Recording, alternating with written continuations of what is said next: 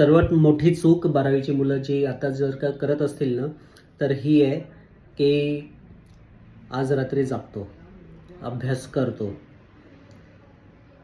1 वाजेपर्यंत, 2 वाजेपर्यंत, 3 वाजेपर्यंत, 4 वाजेपर्यंत पण मुलं जागतात.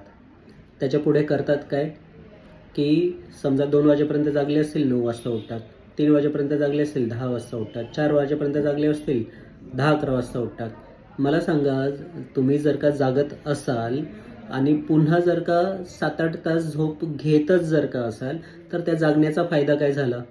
है ना? आणि रात्रभर जागरण केल्यामुळे जे शरीराला जो त्रास होतो ना, जे तुमचं डायजेशन सिस्टमला त्रास होतो, तुमचं हेडेक होतं, तुम्हाला कॉलेजला जावंसं वाटत नाही, क्लासला जावंसं वाटत नाही, थकल्यासारखा दिवस तुमचा सगळा वाया जातो. तर रात्री 3-4 तासाच्या जागरणाच्या अभ्यासासाठी तुम्ही पूर्ण 24 तासाचं वाटोळं करता. कळलं की नाही? आणि हे सगळ्यात मोठी चूक 12वीची मुलं सध्या करतात, कारण त्यांना कॉलेजला जायला कंपल्शन नाही आहे. कॉलेजला फक्त सबमिशन्स चालू आहेत वगैरे वगैरे. क्लासला पण गेले तर जातात, नाही गेले तर नाही जात. त्यांना असं वाटतं की नाही, आता सिच्युएशन अशी आली आहे की आम्हाला किल्ला लढवायचा आहे.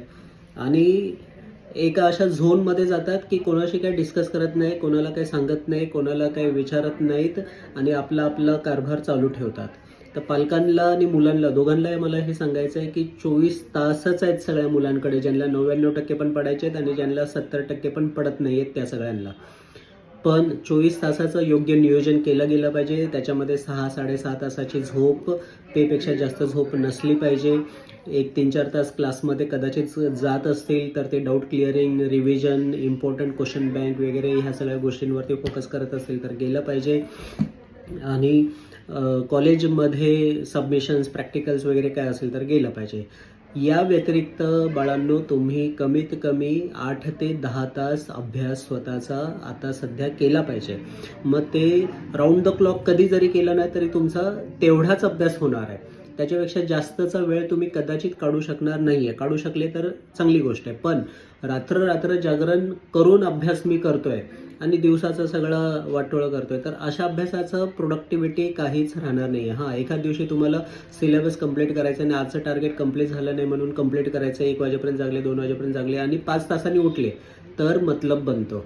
कळलं की नाही? उगाच रात्रीचं जागरण करून तब्येतीचे हालहाल करू नका, कारण आपल्याला बोर्डाच्या परीक्षेला सकाळी लवकर उठून रिव्हिजन करणं फार गरजेचं आहे. तर आत्तापासूनच एक रुटीन सेट करा आणि तेच फॉलो करा आणि काळजी घ्या तब्येतीची सुद्धा आणि अभ्यासाची सुद्धा. थँक्यू.